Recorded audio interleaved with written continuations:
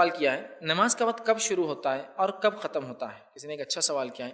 اس معاملے میں بہت سارے لوگ پریشان ہوتے ہیں اور خاص طور سے چونکہ چٹھی میں تو خواتین کی طرف سے ان کے حساب سے اس کا جواب دوں گا انشاءاللہ, اور مردوں کو بھی انشاءاللہ فائدہ ہوگا کیونکہ بہت سارے لوگ جو جماعت سے نہیں پڑھ سکتے, بہت سارے لوگ جو بیمار ہوتے گھر میں ہوتے ہیں, ہے نا, تو ظاہر سی بات ہے ان کے لیے پھر اذان کا اور وہ جماعت کا شروع ہونے کا پتہ چل گیا تو پڑھ سکتے ہیں, ورنہ بس یہ بھی ہوتا ہے کہ جب تک اذان نہیں ہوئی تو لوگ انتظار کرتے ہیں نماز کا. بہت ساری عورتیں کہتی ہیں عصر کے بعد مطلب ہم سونا چاہتے ہیں لیکن عصر 5:30 بجے اذان ہوتی, 5:15 پھر ہم نماز پڑھتے ہیں, مغرب 6 6:15 کو ہو جاتی ہے. تو اگر عصر کا وقت معلوم ہو جائے ان کو تو کتنا اچھا ہوگا. اول وقت معلوم ہو گیا, چونکہ عورت کے لیے جو گھر میں نماز پڑھ رہی, بیمار جو گھر میں, اس کے لیے وقت ہونا ضروری ہے, اذان ہونا ضروری نہیں ہے. تو آئیے انہوں نے سوال کیا کہ نماز کا وقت کب شروع ہوتا ہے اور کب ختم ہوتا ہے, وہ رکھ دیتا ہوں تاکہ آپ کو پتہ چل جائے شروع ہو گیا تو آپ نماز پڑھ سکتے. اذان اس کے لیے جو مسجد جا کے نماز پڑھا جماعت سے, بیمار, مسافر, اسی طرح عورت جو گھر میں ہے, ٹھیک ہے, تو وہ تو ظاہر سی بات ہے ان کے لیے صرف وقت ہونا شرط ہے اذان نہیں. تو اب کیا کرنا ہے, وقت کب شروع ہوتا ہے. تو دیکھیے فجر کا وقت جو ہے وہ سحر کے وقت کے بعد چالو ہو جاتا ہے. سحر کے وقت کے فوراً بعد فجر کے وقت چالو ہو کے اذان ہو سکتی ہے اور آپ نماز پڑھ سکتے ہیں. مثال کے طور پہ آپ ٹرین میں ہیں, تب کام آئیں گا آپ کو. ٹرین میں تب کوئی جماعت نہیں, کچھ نہیں, آپ اکیلے ہیں. اب آپ کو پتا ہے کہ فجر کا وقت کیا ہے, جہاں آپ لوکیشن میں بہت آسانی سے اینڈرائڈ ہینڈسیٹ میں معلوم کر سکتے ہیں. کسی سے پوچھیں, نان مسلم ہوں گا تو آپ بول سکتے ہیں, قبلے کا ڈائریکشن بھی دے دیں گے آپ کو, ٹائم بھی بہت آسانی نیٹ سے آپ کر سکتے ہیں. بہرحال آپ نے وہ کیا اور ان سے پوچھ لیا, آپ کو پتا ہے کہ 5:30 بجے ہو جاتا ہے, تو آپ کو رکنے کی ضرورت نہیں کہ بعد جماعت 6 بجے کھڑے ہوتی ہے اورنگ آباد میں, 5:30 بجے ہو رہا, آپ اس مسافت میں آپ اپنی نماز بنا لے سکتے ہیں. مریض ہے, مریض کو بھی اذان کی ضرورت نہیں, عورت ہے, ٹھیک. تو شروع کب ہوتا ہے, سحر کا وقت ختم ہوا, فجر کا وقت چالو ہو گیا. تو کب تک ہوتا ہے, سورج نکلنے تک. تو اول وقت سحر کے بعد سے شروع ہوتا ہے, آخر وقت سورج نکلنے کے پہلے تک, سن رائز سے پہلے تک. اور اگر سورج نکلنا چالو تو پھر نماز نہیں ہوتی, یاد رکھیے. جب ڈوبنا چالو ہوگا تو نماز نہیں ہوتی, جب تک کہ پورا نکل نہ جائے یا پورا ڈوب نہ جائے. ہو گیا. ظہر کا وقت کب چالو ہوتا ہے, اول ظہر کا اول وقت چالو ہوتا ہے سورج جب سینٹر میں آ جائے, اس کو بولتے ہیں زوال. سینٹر سے وہ مغرب ڈوبنے کی طرف چلا جائے, سینٹر سے مغرب ڈوبنے کی طرف چلا جائے, سمجھ رہا بات کو, تو شروع ہو گیا ظہر کا اول وقت. سمجھ رہا, سینٹر سے ہٹ گیا, زوال سے ہٹ گیا اور مغرب ڈوبنے کی طرف جا رہا ہے, اب ڈوبنے کی سمت میں تھوڑا بھی ہٹ گیا تو یہ چالو ہو گیا اول وقت. کس کا, ظہر کا. اذانیں ہو سکتا ہے 1 بجے ہوتی ہوں گی, 1:15 بجے, 1:30 بجے, 2 بجے, لیکن اول وقت شروع ہو گیا, جو کہ سردیوں کے اندر 11:40 سے شروع ہوتا ہے اور گرمیوں کے اندر ہائیسٹ جو ہے 12:30 12:35 تک جاتا ہے. ہر علاقے کا الگ ہوتا ہے, میں اورنگ آباد کے اعتبار سے ایک جنرل بات کر رہا ہوں, آپ ٹائم ٹیبل لے لیں, اس میں آپ کو سب مل جائیں گے. ہو گیا ایک. عصر کا وقت کب چالو ہو جاتا ہے, عصر کا وقت چالو کب ہوتا ہے, مطلب ظہر کا وقت ختم ہو جاتا ہے تب. عصر کا وقت چالو ہوتا ہے جب سورج جو ہے اتنا ڈھل جائے مغرب کی طرف کہ چیزوں کا سایہ اس کی اصل لینس سے زیادہ ہو جائے. فار ایگزامپل, مثال کے طور پر آپ ایک پین رکھ دیجئے, پین کی ہائٹ ہے 6 انچ, 4 انچ, 5 انچ. اب آپ دیکھیے سایہ کتنا ہے, اگر سایہ 5 انچ کا ہے تو عصر کا وقت نہیں ہوا ابھی. 5 سے زیادہ ہوا, ایک لائن ماری, پین کو آڑا ڈالی تو آپ کو پتا ہے آگے آ گیا سایہ, مطلب عصر کا وقت چالو ہو گیا. بہت آسان ہے, کچھ اس میں تکلیف نہیں. عصر کا اول وقت چالو ہوتا ہے سورج اتنا مغرب کی طرف چلا جائے کہ چیزوں کا سایہ اس کی اصل سے بڑھ جائے, تھوڑا سا بڑھ جائے. یہ ہوا عصر کا اول وقت, مطلب ظہر کا آخری وقت. مل گیا آپ کو. عصر کا وقت کب تک ہوتا ہے, سورج ڈوبنے تک. سورج ڈوبنا چالو ہوگا تو پھر نماز نہیں ہوگی جب تک سورج ڈوب نہ جائے, یاد رکھیں. نکلتے اور ڈوبتے وقت نماز نہیں ہوتی, اور زوال بیچ میں جب رہا. تو اب یہ ٹائم چلیں گا آپ کا سورج ڈوبنے تک. مغرب کا اول وقت کب ہوتا ہے, سورج جو ہی اندر چلا جاتا ہے تو سحر کا افطار کا وقت بھی ہو جاتا ہے اور مغرب کا وقت بھی ہو جاتا ہے. یہ مغرب کا اول وقت. اب مغرب کا وقت کب تک ہوتا ہے, تو مغرب کا وقت یاد رکھیں شفق جب تک ہوتی ہے, ہورائزن جو ہوتا ہے نا, جہاں زمین آسمان ملتے ہوئے دکھتے ہیں, وہاں جب سورج ڈوب جاتا ہے ایک ٹوائلائٹ جیسا ہوتا ہے, ہلکی ہلکی روشنی, لال شفق بولتے ہیں اردو میں. جب تک وہ ہوتی ہے تب تک ہوتا ہے, جو گویا تقریباً ہندوستان کے علاقوں میں 30 سے 35 سے 45 منٹ تک جاتی ہے, اس سے زیادہ نہیں. اس لیے یہاں مغرب کو فوراً کھڑے کر دیتے ہیں, ٹائم نہیں ہوتا ہے, کم ہوتا ہے. کچھ علاقوں میں 1 گھنٹہ, 1.25 گھنٹے تک ہوتا ہے وہ ٹائم, ہمارے پاس تھوڑا سا کم ہوتا ہے وہ ٹائم. تو یہ ہوا ٹائم. عشاء کا وقت کب چالو ہوتا ہے, تو عشاء کا وقت جو ہے, اب چونکہ عشاء کے وقت میں مسئلہ یہ ہے کہ اس کے لیے آپ کو ٹائم معلوم ہونا چاہیے, اس لیے کہ اب سورج ڈوب گیا ہے, اب وہ اندازہ سورج سے نہیں گیس کر سکتے آپ. تو مغرب ہونے کے بعد ایک عام صورت میں, ہم جس علاقوں میں رہتے ہیں ہر علاقے والے کو ٹائم ٹیبل دیکھنا چاہیے, عام اعتبار سے 1 گھنٹہ 20 منٹ یا اس سے زائد کے بعد عشاء کا وقت چالو ہو جاتا ہے.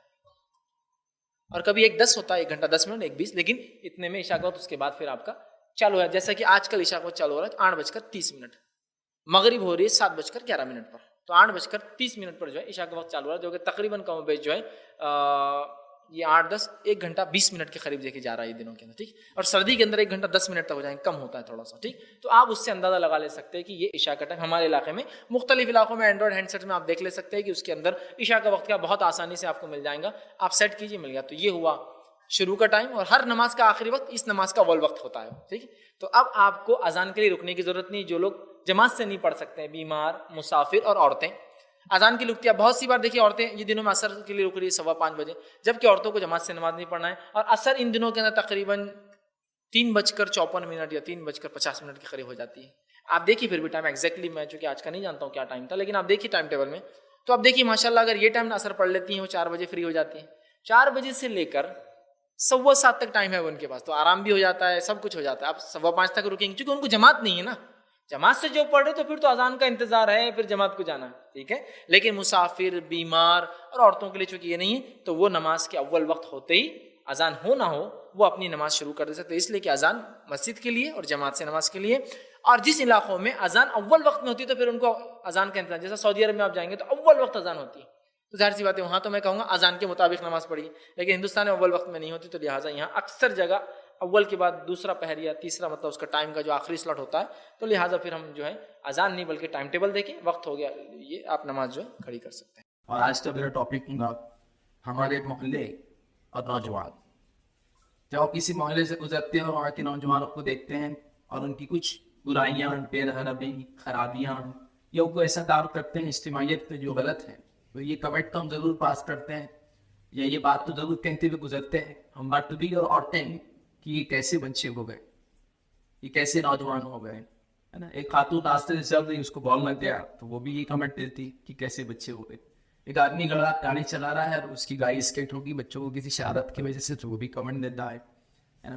تو گویا ہم لوگ تبصرے تو کرتے ہیں, باتیں بھی کرتے ہیں, یہ ڈسکشن کا موضوع یا ٹاپک بھی بنتا ہے کہ بچے کیسے ہو گئے, نوجوان کیسے ہو گئے, سڑکوں پہ کیا حال ہے, دکانوں کا کیا حال ہے, چوراہوں کا کیا حال ہے, اور ہوٹلوں کا کیا حال ہو چکا ہے. لیکن سوال یہ کوشچن نہیں ہے کہ ہم لوگ اس کے علاوہ کچھ کر نہیں پا رہے ہیں. کیا واقعی میں ہم یا ہمارے حکومت کے ذمہ داران اتنے جس کو کہیں گے کمزور ہو چکے ہیں کہ بچوں کے لیے کوئی راستہ باقی نہیں رہا, یا پھر ہمارے بچے اتنے زیادہ بگڑ چکے ہیں کہ اب ہمارا ان کی اصلاح کرنے قریب جا رہا ہے, ان کو بھی بگاڑ دیں گا تو ہم اپنے آپ کو بچا کر رکھ رہے ہیں. ایسا تو کوئی ماحول نہیں, لیکن پریکٹیکلی ہم کو آگے آنے کی کچھ نہ کچھ کرنے کی ضرورت ہے. جہاں تک گھروں کے ماحول کی بات ہے, گھر کے اندر کی بات ہے, تو گھر میں بچوں کی اچھی تربیت کی جاتی ہے, اور گھر کے اندر یہ دیکھا بھی جاتا ہے کہ بچے بہت اچھا پی ایف کرتے ہیں. گھر میں ہوں گے تو آپ سے بات کریں گے, گھر میں ہوں گے تو لڑائی جھگڑا کی ہوں گا, لیکن جب وہ اجتماعیت میں جمع ہوتے ہیں یا محلے کے کارنر پہ جمع ہوتے ہیں یا پھر چوراہوں میں جمع ہوتے ہیں یا پھر ایک سال میں کسی 25 یا 35 میں آپ کو نظر آتے ہیں, تب آپ ایک دن کی پیار بھی اختیار کر چکے ہیں. مطلب گھر کے اندر تو کوئی تیز ہنسے گا بھی نہیں, لیکن راستوں میں نہیں اتنی تیز ہنسے گی کہ 2 مہینے دور تک آواز جائے ہنسے گی. تو یہاں پرابلم ہوتی ہے. مطلب سمجھ پہ یہ آتا ہے کہ جب یہ اجتماعیت میں جمع ہو جاتے ہیں تو گڑبڑ ہوتی ہے. انفرادیت میں گھروں کے اعتبار سے تو ہر آدمی اپنے بچے کی تربیت کر رہا ہے کہ بڑے اچھی بات کرنا, بڑوں کی عزت کرنا, لوگوں کا لحاظ رکھنا, راستے پہ تبلیغ کی طرح ساری چیزیں ہونے گی. تو کہیں نہ کہیں ضروری ہے کہ ہمارے محلوں کے اندر کوئی ایسا سسٹم بنائے, کچھ ایسی چیزیں کریں جن چیزوں کے تحت ہم جو ہے اپنے نوجوانوں کو بے سے بچائیں. پہلی چیز نبی اکرم صلی اللہ علیہ وسلم کی زندگی کا اگر مطالعہ کریں تو نبی اکرم صلی اللہ علیہ وسلم کا یگسٹر سے, کڈس سے, چھوٹے بچوں سے اور نوجوانوں سے بہت اچھا رشتہ تھا, بہت گہرا تعلق تھا. نبی اکرم صلی اللہ علیہ وسلم اصحاب جب کسی سفر سے واپس آتے تو بچے مدینے کے باہر, مدینے کے راستے تھے جہاں سے نبی اکرم صلی اللہ علیہ وسلم صحابہ آنے والے تھا رک جاتے, اور آپ صلی اللہ علیہ وسلم کی سنت تھی کہ آپ کسی بھی بچے کو جو سب سے پہلے کھڑا ہوتا ہے اس کو لے کر اپنے اونٹ پر سوار کر دیتے. تو گویا بچوں کی محبت کے اللہ کے رسول صلی اللہ علیہ وسلم آنے والے ہیں اور جاتا ہے راستوں میں کھڑے ہو جانا, یہ بتاتا ہے کہ نبی اکرم صلی اللہ علیہ وسلم کو بڑا گہرا تعلق بچوں سے تھا. یہ افسوس کی بات ہے کبھی بار ہمارا یہ تعلق تو اپنے بچوں سے بھی نظر نہیں آتا کہ باپ کی گاڑی آئے تو انتظار کر رہے, بولتا ہے وہ آئیں گے اور بس اب کچھ یا تو والدہ کچھ بولیں گے یا جو سامنے ملا پہلے اس سے معاملہ شروع ہو جائیں گے.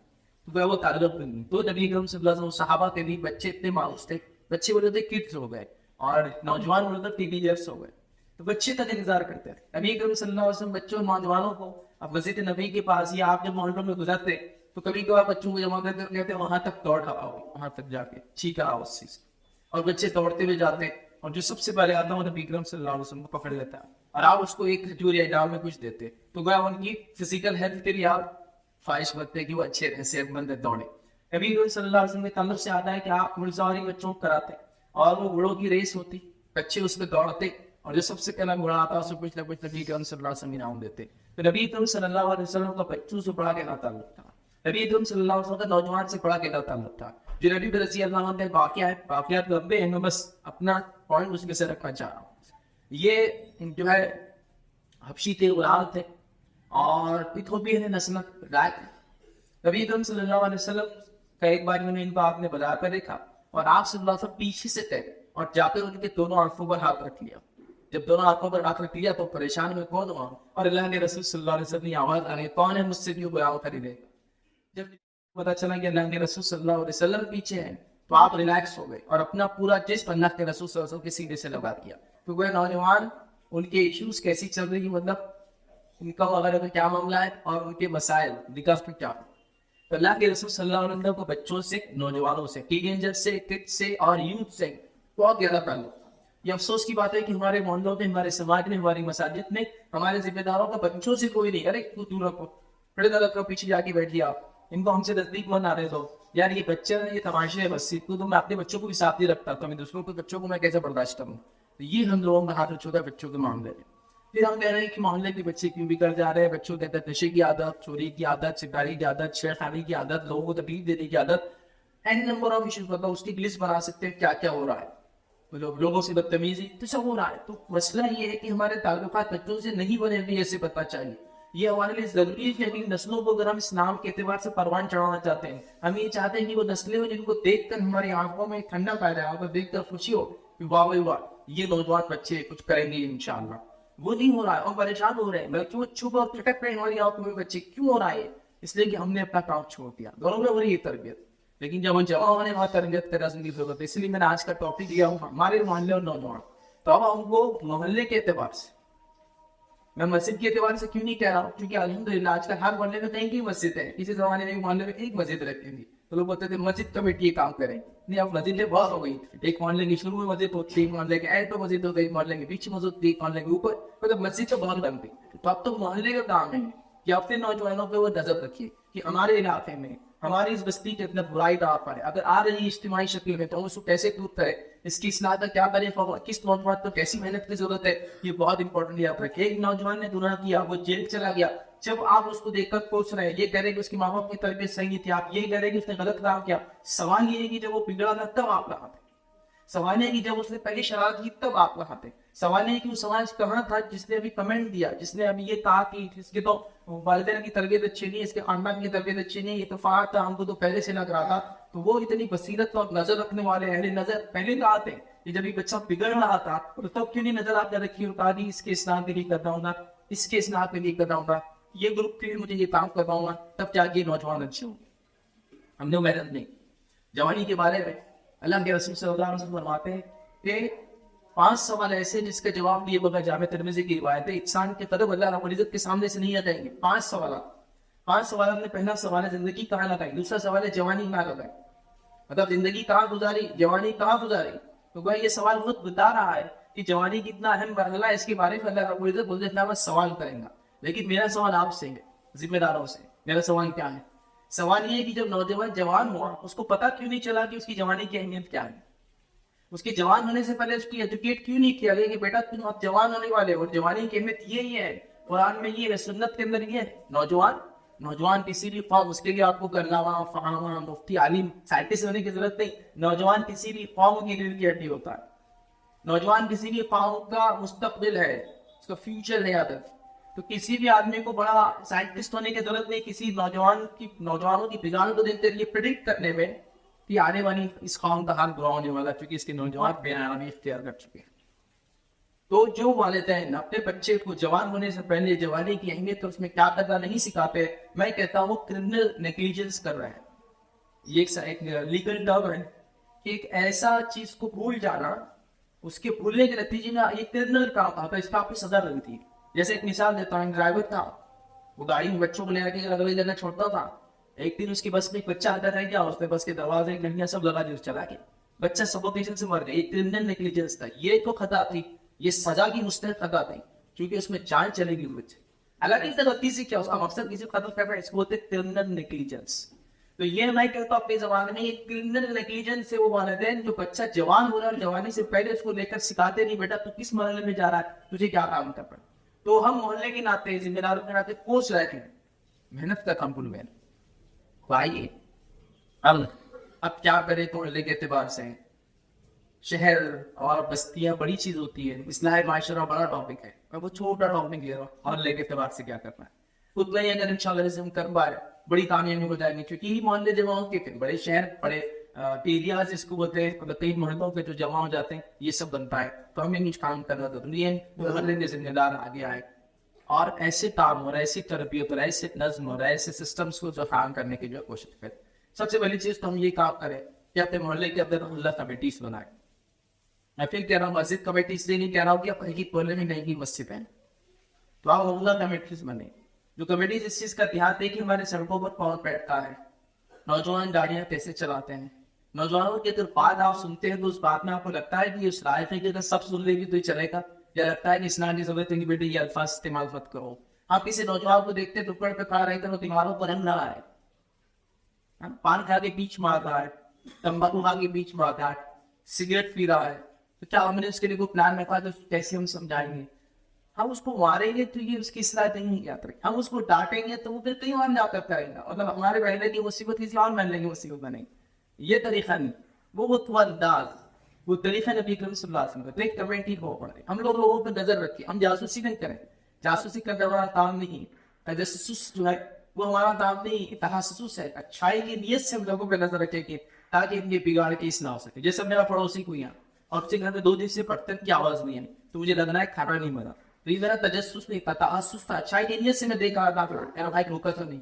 یہ دونوں الفاظ قرآن میں استعمال ہوتا ہے. تجسس جاسوسی کی, تحسس اچھائی کی نیت سے کسی کے پیچھے رہا تاکہ اس سے کچھ خیر کرے. بہرحال تو ہم لوگ جاسوسی نہیں کر رہے, لیکن ہم بچوں کے پیچھے رہیں گے تاکہ ہماری نوجوان نسلیں آگے کیا کر رہی ہیں انہیں پتہ چلے, چکی ہمارا مستقبل ہے. تو ہم ان پہ نظر رکھیں اور ان کے بگاڑ کو سب سے پہلے جا رہے ہیں. نظر رکھنا بگاڑ کو جاتا ہے. کیا کیا بگاڑ ہو سکتے ہیں؟ بہت سارے بگاڑ زمین زمانہ حالات کے اعتبار سے نفع ہوتے ہیں. ہمارے وہاں میں ہندوستان کی جو بگاڑ کہلاتا ہے, گندی بات کرنا, چیزوں کو ایسی چیزوں کو کھانا اور پینا جو شریعت نے اجازت نہیں دی, عام چیزیں نشہ وغیرہ, اور اسی طرح جنہیں لوگوں کو چھیڑچھاڑ کرنا, لوگوں کو تکلیف دینے کے منصوبے بنانا, یہ سب کہہ سکتے ہیں. ویسٹرن کنٹریز میں جاتے ان کے الگ گناہ ہوتے ہیں, وہ نائف کا ایک رکھتے ہیں, چھریاں جاپو اپنے ساتھ بچے رکھتے. ویسے آج تک بڑا یہ چیز کا کریز چل رہا ہے, نوجوان اپنے پاس ایک چھری اور چاقو پتہ نہیں کیوں رکھتے ہیں, اس سے کیا اس کا فائدہ آپ کو نظر آتا ہے یا اس سے کیا ہمت بلند نظر آتی ہے. سبحان اللہ, بہرحال شاید جائز نہیں ہے ایسے تمام چیزیں, کیونکہ خاندان میں وہاں پر جائز نہیں. تو بہرحال وہاں نائف کرائم چلتے ہیں, تو مساجد میں نے دیکھا لوگ پاستے پڑھتے ہیں اور بولتے ہیں وہ نائف آپ کی یہاں چھری داغی جا رہی ہے. تو جتنے نائف جمع کو جمع ہوئی تو بولتے ہیں کہ اتنے بچوں نے ابھی وہ چھری رکھنا چھوڑ دیا. بہرحال تو وہاں کے اپنے ٹرینڈ سے, یہاں کے اپنے حالات ہیں, تو ہم لوگ نوجوانوں پہ سب سے پہلے نظر رکھیں اور ان کی برائی کیا ہے اس کو جانے, اور پھر ایک منصوبہ کرے کہ میں کیا برائی آپ نظر رکھ رہے ہیں, اس معاملے میں کیا چیز ہو رہی ہے. مختلف برائیاں ہو سکتی ہیں, مختلف اسٹڈیز کی ضرورت ہے.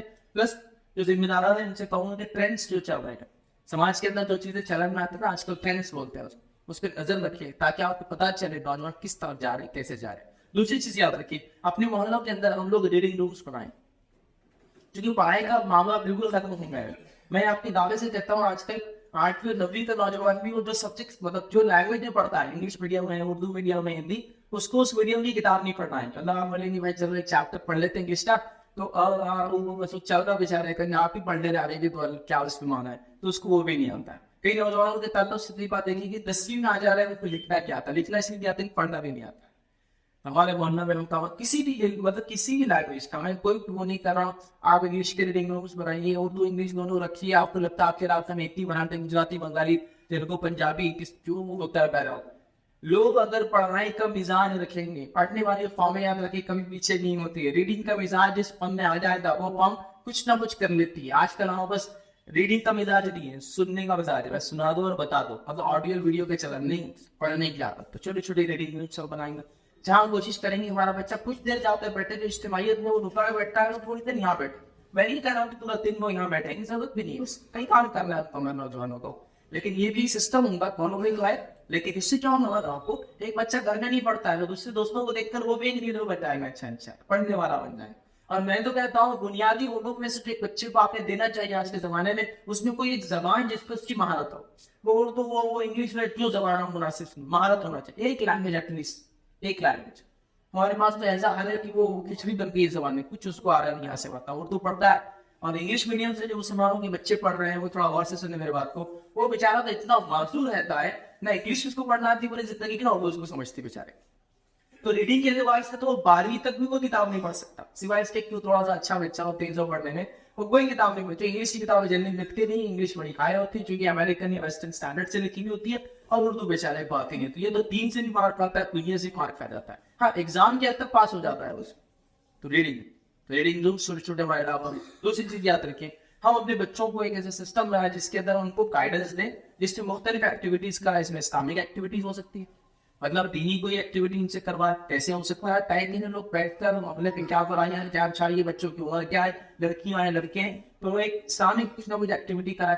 ہم ایک دن ایسا بنا سکتے ہیں کہ فلاں چیز بنا کے ڈرائی کر کے لا لو, فلاں چیز گھر سے تیار کر کے لا لو, فلاں ایک ایسے لکھ کر لا لو, فلاں ایک کام کر کے لا لو, آنے والے فلاں چیز پہ یہ ہے, آپ کیا سمجھتے ہیں دنیا میں یہ مسائل چل رہے تو اس کا حل کیا ہو سکتا ہے. تو یہ کریٹو تھنک پر بھی بنائے گے, سوچنے والے بنے گے. محلے میں پھر وہ اپنے مساجد میں یا محلے کے کارنر پہ اس کو ٹیسٹ کر لیجیے کہ وہ نتیجہ سب سے اچھا ہے, تو بچوں کو ایک خوشی بھی ہوگی. کوئی انعام دینے کی ضرورت نہیں ہے, اس میں سمپل ہے ایکٹیویٹی کی جائے. لوگ دیکھیں گے, محلے والے دیکھیں گے, دوسرے محلے والے موٹیویٹ ہوں گے, بھائی بڑا اچھا کام کیا وہ محلے والے. بچے کچھ نہ کچھ لکھ رہے ہیں, کچھ نہ کچھ بنا رہے ہیں, کچھ نہ کچھ سوچ رہے ہیں, یہ بڑی اہم چیزیں یاد رکھیں. اس سے کیا ہوگا, ایک محلے کا اسٹینڈرڈ پڑے گا, ایک اجتماعیت میں جو ہمارے بچے جا رہے ہیں تو کچھ کرنے کی سوچیں. اسی طرح جنرل ایکٹیویٹیز کرائیں جس میں آپ اسپورٹس ایونٹس رکھ سکتے ہیں. محلے میں الحمدللہ کتنے بچے بننے کا اچھا کرکٹ کھیل لیتے ہیں, اچھا فٹ بال کھیلتے ہیں, جب اسپورٹس ایونٹ محلے کی طرف سے کرواتے ہیں, وہ اسپورٹس ایونٹ جس کے اندر لوگوں کو شرائط پہ جیت و ہار نہیں بنائیں گے, وہ ایونٹ جس کے اندر ہم ایک اسپورٹس مین اسپرٹ پیدا کریں گے, مطلب کھیلنے کا جذبہ.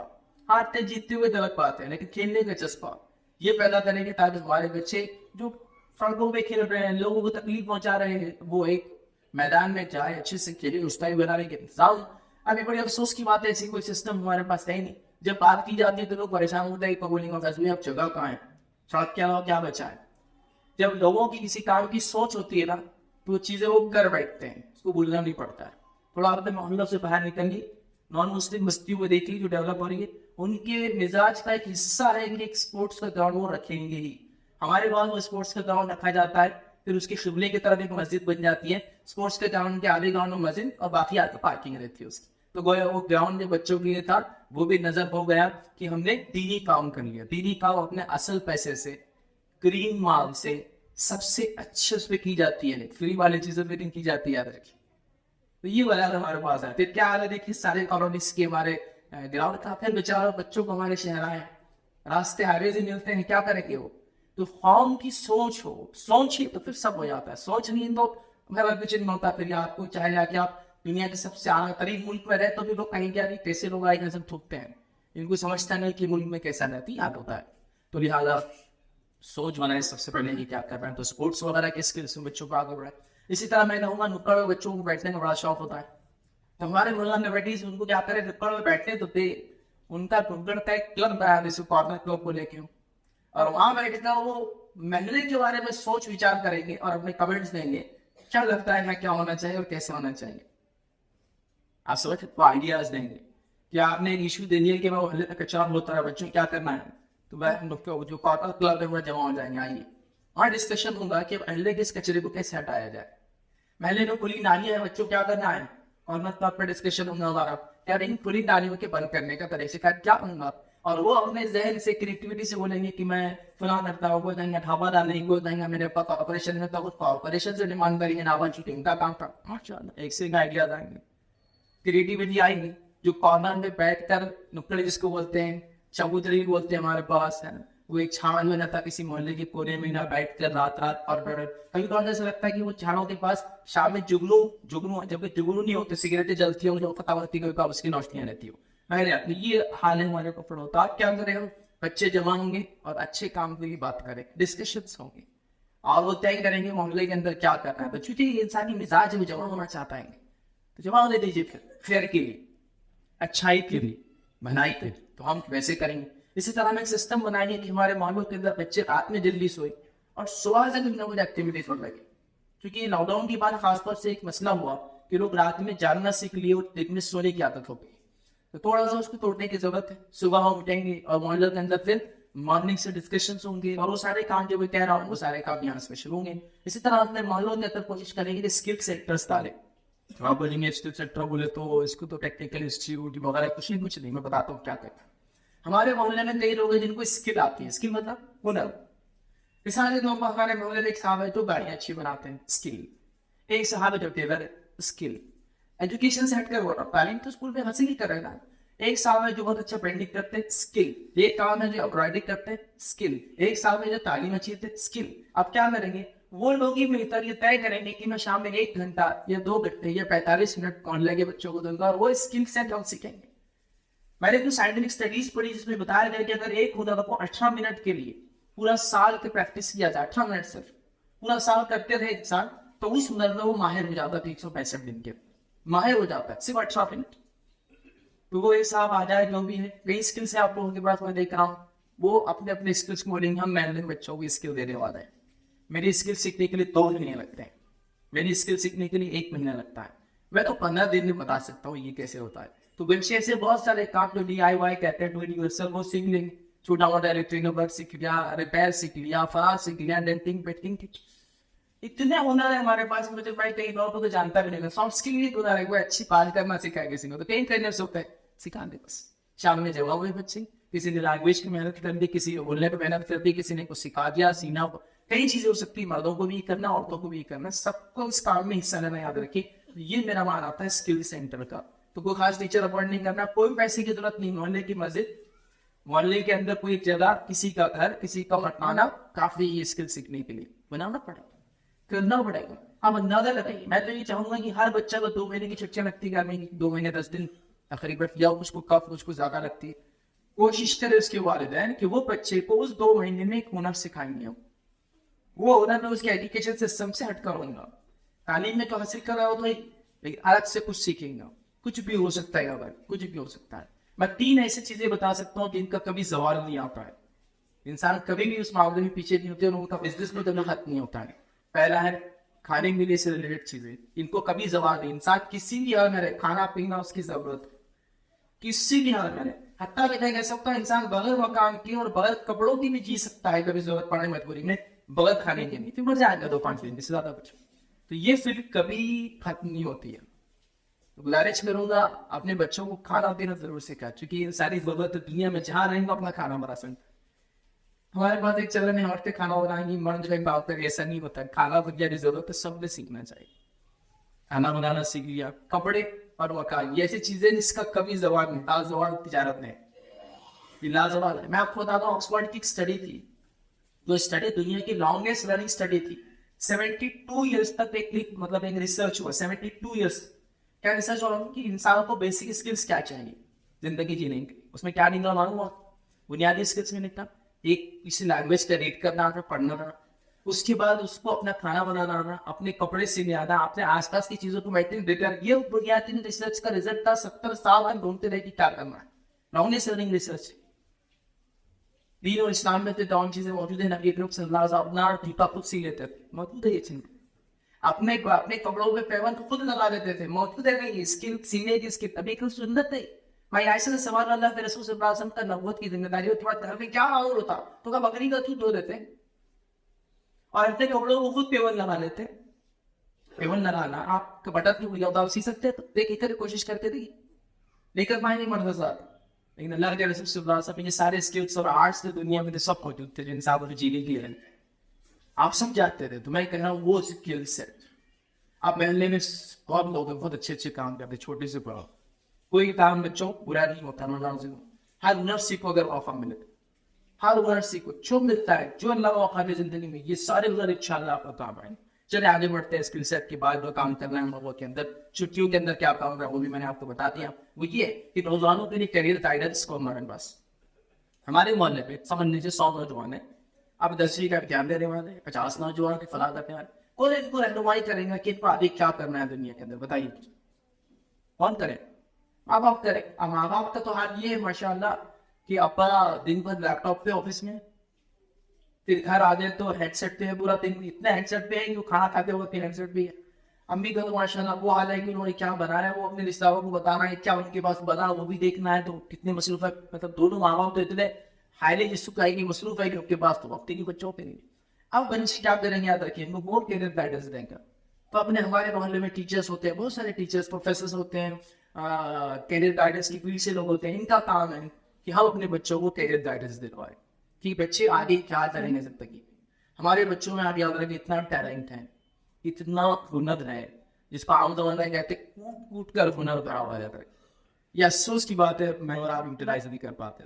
اب ان کیا کریں, اب کیریئر گائیڈنس دیں گے, ایسے کیریئر گائیڈنس دیں گے کہ بچے جو اتنے 25 بچے ان کے اندر یہ صلاحیت ہے کہ ٹیکنیکل اسکل ان کی اچھی ہے, انہوں نے فلاں فیلڈ میں جانا چاہیے. وہ بچے ان کے اندر فلاں فیلڈ اچھی ہے تو انہوں نے سوشولوجی کی یہ فیلڈ کو جانا چاہیے. یہ 4 بچے بڑے ہنر مند ہیں, پرسنٹیج بھی اچھا ہے, میڈیکل کے جا سکتے ہیں انشاءاللہ. فلاں بچے جو ایکسٹرا آرڈنری بچے ہمارے پاس جو MPSC اور UPSC امتحانات جس کے ذریعے گورنمنٹ کی, مہاراشٹر گورنمنٹ کی اور سینٹرل گورنمنٹ کی سیٹس فیل ہوتی ہے, جو ہائیسٹ جس کو کہتے ہیں رینکنگ ایگزامینیشنز ہوتے ہیں, یہ اس کے لیے جا سکتے ہیں. یہ 10 بچے ہمارے پاس جو ہے پڑھائی میں تو اتنے اچھے نہیں ہیں, لینگویج بھی اچھے نہیں, لیکن ہنر مند نہیں بیچے, تو ان کو ہم کیا کریں گے 10 کو ٹیکنیکل یہ تو سکھا دیں گے تاکہ یہ روزگار سے بن جائے. ایک صنعت لے کر آپ نے وہ 5 بچے جو ہے وہ اس چیز کے ہمیں یہ کروائیں گے. یہ 4 بچے ذہین ہیں تو ان کو حفظ کے ساتھ ساتھ ہم تعلیم کے ان کے والدین کو ریکمینڈ کریں گے تو آگے سے بچتے رہیں گے, اور تعلیمی اور یہ کرنا ہے. پھر گائیڈنس یہ ہے بچے کی صلاحیت کو جاننا اور پھر اس نے کیا کرنا اس کے بارے میں رہنمائی کرنا. یہ کرنا ہے, یہ کرنے والے کام ہیں. ان کاموں سے امت پیچھے رہ گئی, یاد رکھیے. اور یاد رکھیے آخری 2 پوائنٹ بس وہ یہ ہے کہ محلے کے اندر ہم اس چیز کا اندازہ لگائے, اس چیز کا ہمارے پاس ایک رپورٹ موجود ہو ہر بار کہ ہمارے محلے میں کتنے یتیم ہیں, ہمارے محلے کے اندر کتنی بیوان ہیں, ہمارے محلے کے اندر کتنے معذور لوگ ہیں. اس لیے کہ نبی اکرم صلی اللہ علیہ وسلم نے فرمایا کہ تمہارے معذوروں کے ذریعے مدد کیے جاتے ہو اور اللہ تمہاری دعائیں بھی ان کی وجہ سے پوری کرتا ہے. معذور عقلی ہو سکتا ہے, معذور جسمانی ہو سکتا ہے, مطلب ہاتھ پیر آنکھوں سے, کان سے, اندھے لوڑے پہلے سب ہو سکتا ہے, سب یہ سب معذور ہے, کمزور ہے. سن ان کمزوروں کی وجہ سے ہماری مدد بھی کی جاتی ہے, ہمارے رزق بھی دیے جاتے ہیں, ہماری دعائیں بھی قبول ہوتی. تو یہ کام کرنا ہے تو ان کا ایک لسٹ رکھے.